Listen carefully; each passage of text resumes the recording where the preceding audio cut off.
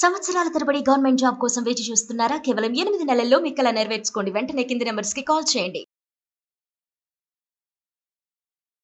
నమస్తే డాక్టర్ గారు. నమస్తే జయ గారు.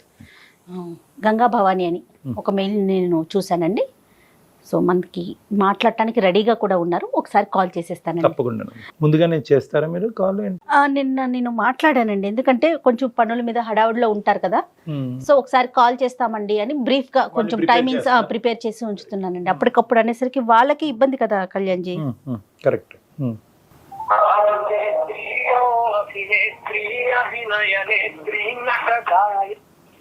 హలో భవానీ గారండి.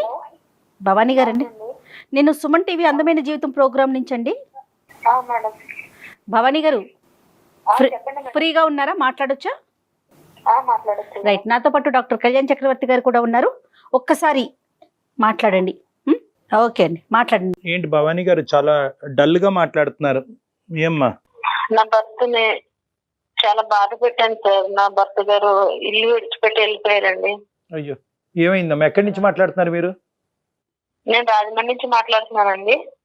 ఎంతకాలం అయిందమ్మా అతని ఇంటి నుంచి వెళ్ళిపోయి? ఆయన వెళ్ళిపోయి 2-3 నెలలు అవుతుంది సార్. చెప్పకుండా? అవును సార్. ఏంటమ్మా అసలు ఏం జరిగింది? మీకు ఎన్ని సంవత్సరాలు అవుతుంది పెళ్ళయ్యి? 5 సంవత్సరాలు అయిందండి పెళ్ళయి. పిల్లలు? పిల్లలు 2 పిల్లలు సార్. పిల్లలు మేడం. Okay okay. ఏంటండి కారణం ఏంటి? కారణం ఏంటంటే నా భర్త నా మాట వినాలని అనుకునేదానండి. అందుకోసం ఆయన్ని చాలా నరకం పెట్టాను సార్.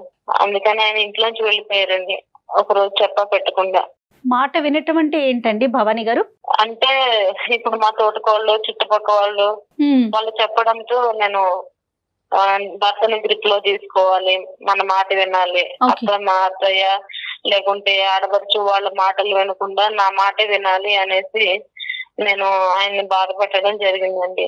అది ఇప్పుడు అనిపిస్తుంది కానీ నాకు అప్పుడు నేను గ్రహించుకోలేకపోయాను.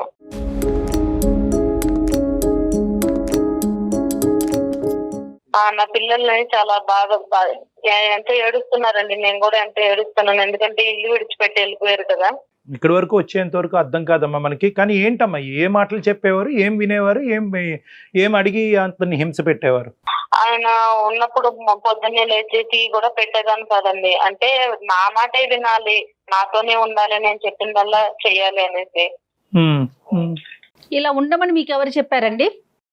నాకు మా పక్కింటి వాళ్ళు చెప్పేటోళ్ళండి, మా తోటకోళ్ళు కూడా అండి. మా తోటకోళ్ళండి ఆమె కనిపించకుండా అంతా చేసిందండి. నా కళ్ళకి కనిపించకుండా మొత్తం అంతా ఆమె చేసిందండి.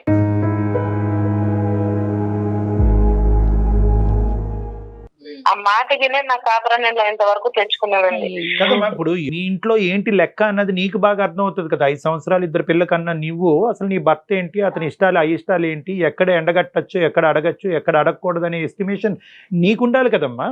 అతన్ని వేరే వాళ్ళు చెప్పేది ఏంటి? ఎంత బ్రెయిన్ వాష్ చేసినా కూడా నీ కాపురం గురించి వేరే వాళ్ళు బ్రెయిన్ వాష్ చేయటం ఏంటి? నీ మొగుడు చేజారిపోతాడు, వాళ్ళ సంగతి నీకు తెలియదు, నీకంటే ముందు నేను వచ్చాను, నిన్ను కాళ్ళ కింద తొక్కు పెట్టేస్తారని నా తోటకళ్ళు నాతో చెప్పేదండి.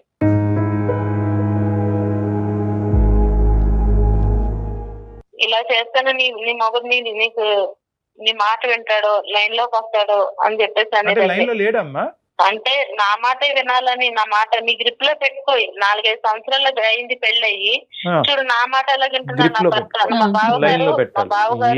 ఇవన్నీ గ్రిప్ లో పెట్టాలి ఏంటి, లైన్ లో పెట్టాలి ఏంటి, పడేయటాలు ఏంటి? అసలు ఏమమ్మా, ఒక పెళ్లి అనేటటువంటి ఒక బంధం ఏర్పడిన తర్వాత గ్రిప్పులు పెట్టాలేంటి, లైన్లు పెట్టాలేంటి, లూపులు పెట్టాలేంటి? ఇవన్నీ మా బావగారు మా తోటకోళ్ళ వెనకాలే కుక్కలాగా తిరిగేటోడండి. ఆయన చూసావా నేను చెప్పినట్టు ఎట్లా చేస్తున్నాడో?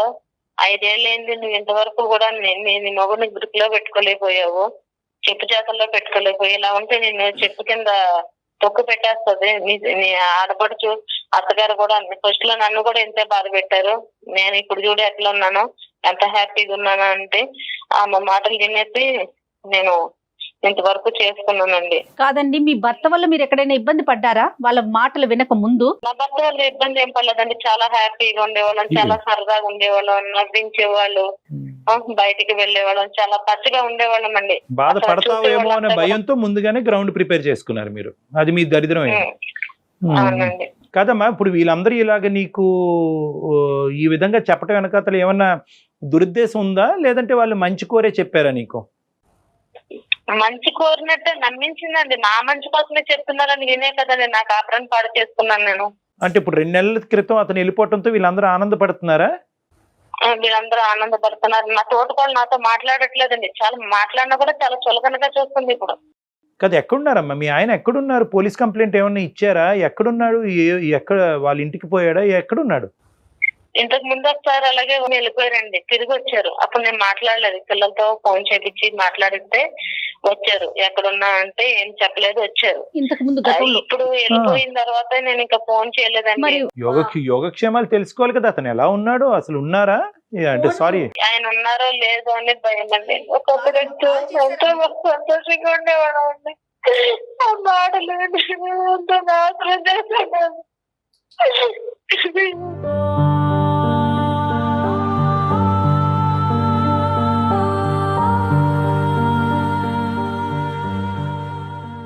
అది బతుకుంటారా, అది బతుకున్నారా, చనిపోయినా కూడా చదివికుంటున్నాను. ఏం చేయాలో సాధట్లేదు అండి.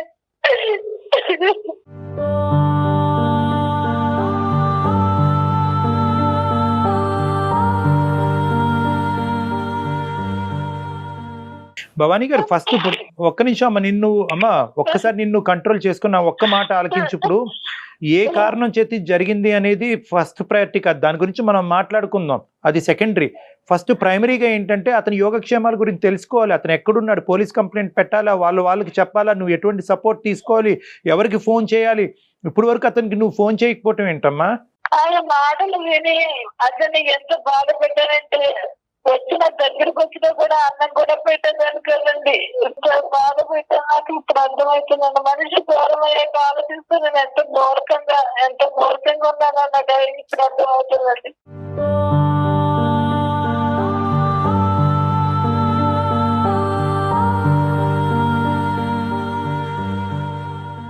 ఈ పిల్లలు పెట్టుకుని ఎట్లా బతకాలో నాకు అర్థం చేయట్లేదండి డాక్టర్ గారు.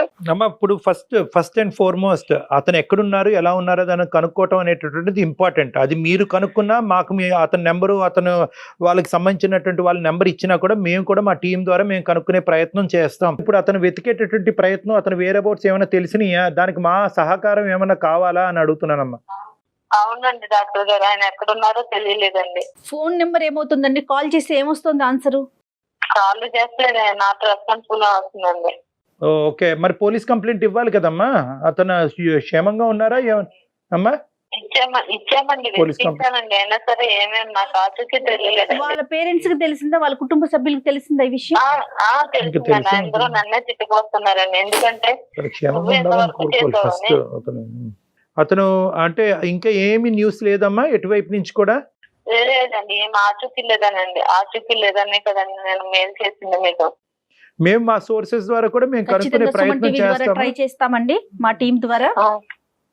కానీ ఇక్కడ ఏంటంటేనమ్మా, ఈ రోజు అతను క్షేమంగానే ఉంటాడు అనే నమ్మకంతోనే మనం మాట్లాడుకుందాం అమ్మా. ఓకే, ఎందుకంటే బహుశా అతను ఎన్ని విధాలుగా శతవిధాలుగా నీకు ఏ విధంగా చెప్పాలి అని అనుకున్నా కూడా ఆ మెసేజ్ నీకు రీచ్ అవ్వకపోవటం వల్ల, ఇంట్లో భర్త మాట్లాడేటటువంటి మాట కాకుండా వేరే వాళ్ళు చెప్పే మాటలు నమ్ముతుంది నా భార్య అనేది మీకు అర్థం చేసేటటువంటి విధంగా చెప్పుకోలేక అతను పదే పదే చేశాడు. అసలు ఫస్ట్ టైం అతను ఇంట్లోంచి బయటకు వెళ్ళినప్పుడు, వారం రోజుల పాటు వెళ్ళినప్పుడే మీరు అతని మనసులో ఉన్న భావాన్ని అర్థం చేసుకుని, నేను చెప్పుడు మాటలు విని ఇంట్లో మనిషిని అగౌరవపరుస్తున్నాను, అతను హింస పెడుతున్నాను అన్నది మీరు రియలైజ్ అయ్యి ఉంటే కనుక ఈ రోజు ఇంత అనర్థం జరిగి ఉండేది కాదు. ఇప్పుడు గ్రహించుకున్నానండి, ఎందుకంటే నేను ముందు గ్రహించుకుంటే ఇంతవరకు వచ్చేది కదండి. ఇప్పుడు అమ్మ చేతులు కాలేక ఆకులు పట్టుకోవటం కాదమ్మా. ఇక్కడ ఏంటంటే ఇక్కడ ఈ తెలివి తక్కువతనం అని అంటాను, అంతకు మించి నేనేమన్ను. ఈ చెప్పుడు మాటలు వింటాం, వాళ్ళు బ్రెయిన్ వాష్ చేశారు, వాళ్ళకు దురుద్దేశం ఉందండి, ఇవన్నీ ఏంటంటే ఇవన్నీ చిల్లర అంశాలమ్మా. ఇవన్నీ చాలా చీప్ అంశాలు. ఇవన్నీ ఏంటంటే ఎప్పుడైతే పెళ్లి కుదిరిందో, పెళ్లి అయ్యిందో మీ ఇద్దరి మధ్యన, అప్పుడే మీ బాండ్ ఎస్టాబ్లిష్ అయినట్టు. అతని గురించి మీరు, మీ గురించి అదర్ బ్లైండ్గా ట్రావెల్ చేయాలన్నమాట. ఇంకా అక్కడ చెప్పుడు మాటలు, గ్రిప్లో పెట్టుకోవటాలు, ఏవేవో ఇవన్నీ మనం చాలా వింటూ ఉంటాం. ఇది కలపండి, అది కలపండి, అది నెత్తుకు రాయండి, ఇచ్చేయండి, ఇలాంటివి ఏవేవో చేస్తూ ఉంటారు. ఇవన్నీ కూడా అమాయకమైనటువంటి చర్యలు, పనికిరాని చర్యలు, బంధాన్ని ఇంకా బలహీనపరిచేటటువంటి చర్యలు ఇవన్నీ. సో ఇప్పటికైనా కూడా నువ్వు అర్థం చేసుకోవాల్సింది ఏంటంటే, ఈరోజు నీ కళ్ళ ద్వారా, నీ మనసు ద్వారా నీ బంధాన్ని నువ్వు చూడాలి, నీ భర్తను నువ్వు చూసుకోవాలి. అతను నీ కళ్ళకి ఏదైతే కనిపిస్తున్నాడో అదే నిజం. వాళ్ళ ఇంట్లో జరిగినటువంటి స్టోరీని తీసుకొచ్చి మన ఇంట్లోకి పూసేటటువంటి ప్రయత్నం చేయకూడదు. వాళ్ళు ఏదో చేశారు కాబట్టి మనం అలా చేస్తే కనుక ఇక్కడ బంధం బలపడుతుంది అనే పిచ్చి ఆలోచనలు కరెక్ట్ కాదు ఇక్కడ.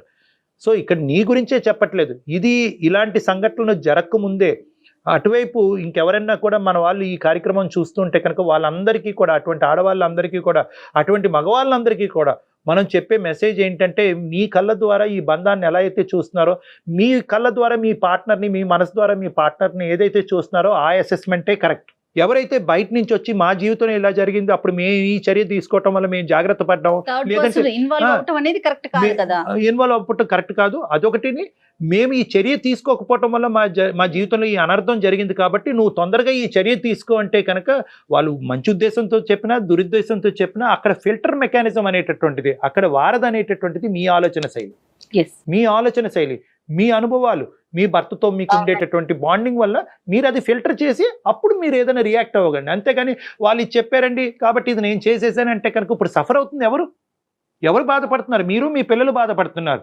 వాళ్ళకేంటి ఆవిడ అనవసరం, ఆవిడ చులకం చేస్తే ఏంటంటే అమ్మా, మొత్తం అంతా నాశనం చేసింది మీ జీవితాన్ని నాశనం చేసింది ఆ మహాతల్లి. ఇప్పుడు ఆవిడ అంటానికి కూడా లేదు, విన్నటువంటి నీ బుద్ధి ఎక్కడ పోయిందమ్మా? నీ బుద్ధి పోయింది కదా. ఇప్పుడు తను మంచిగానే ఉన్నారండి, తన ఫ్యామిలీతో బాగున్నారా? మరి చూడండి, ఒకప్పుడు చాలా హ్యాపీగా ఉండేటోళ్ళం, సరదాగా ఉండేవాళ్ళం, బయటకు వెళ్ళేవాళ్ళం, నవ్వించేవారు, నిజంగా చాలా హ్యాపీ ఉండేవాళ్ళం. నేను ఏంటంటే ఆ మాట విని మొత్తం నేనే నీ సైకాలజీలో ఒక కీలకమైన లోపం ఉందమ్మా. ఏంటంటే నువ్వు ఆ చెడు సైడ్ ఆఫ్ జీవితాలని చూస్తున్నావు. ఇలాంటివి, ఈ కార్యక్రమాలన్నీ చేయకుండా హ్యాపీగా జీవించేటటువంటి భార్యాభర్తలు నువ్వు చూడట్లే. ఈ చెడు సైడ్ థింగ్స్ చూసి, అదే వాళ్ళ ఇంట్లో ఇది చెడిపోకుండా ఇది జరిగింది, ఇది చేయకపోవటంలో ఈ చెడు జరిగిందని చెప్పి ఆ మెసేజ్ తీసుకొచ్చి ఇక్కడ ఉన్నా కానీ నువ్వు ఎంత సుఖపడుతున్నావు, ఎంత సంతోషిస్తున్నావు, నీ భర్త ఎంత మంచివాడు అనేటటువంటిది ఇది చూడట్లేదు.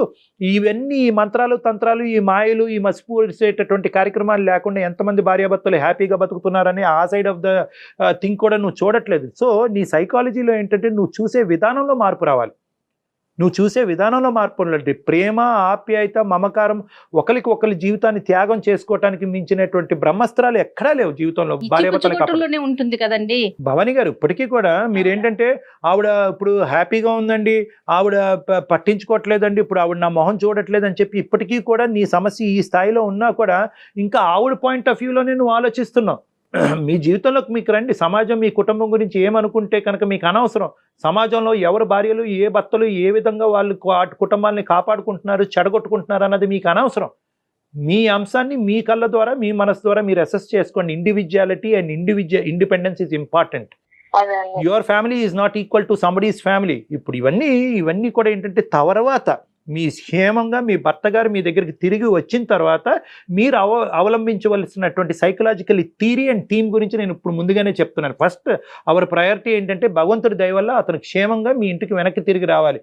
ఆ పిల్లలకి మేము అదే కోరుకుంటున్నాం అమ్మా. తప్పకుండా పిల్లలు ఉన్నారండి, వెనకాల పిల్లల్ని కూడా ఆలోచించకుండా మాటల ద్వారానే నేను ఎంతో బాధ పెట్టానండి. అసలు నా ప్రవర్తన కూడా ఇప్పటికైనా మీకు విడిచిపెట్టి వెళ్ళిపోయారండి. ఒక మనిషి వెళ్ళిపోయాడంటే అసలు ఎంత బాధపడి ఉంటాడండి. Yes, that is the point. మీరు అతను వెళ్ళిపోయారు అనే బాధ కంటే అతని పిల్లల్ని, మిమ్మల్ని, కుటుంబాన్ని, ఊరిని అన్ని వదిలి అతను అంత దూరం ప్రయాణం చేశాడంటే కనుక అతను ఎంత మనస్తాపం చెంది ఉంటాడమ్మా. ఈరోజు అతను ఇంకో తప్పుడు నిర్ణయం తీసుకోకుండా ఉన్నాడు అనేటటువంటిదే మనం భగవంతుడికి ప్రార్థించాలి ఇక్కడ. సో ఇక్కడ ధైర్యంగా ఉండండి, తప్పకుండా ఆయన తిరిగి వస్తారు. మీ ప్రయత్నం మీరు చేయండి, సిన్సియర్ గా చేయండి ఆయన రావడానికి. ఇటు సుమన్ టీవీ తరపున మా ప్రయత్నం కూడా మేము చేస్తాం. అలాగే. థాంక్యూ భవానీ గారు. ఆల్ ద బెస్ట్ అమ్మా. నమస్తే అమ్మా.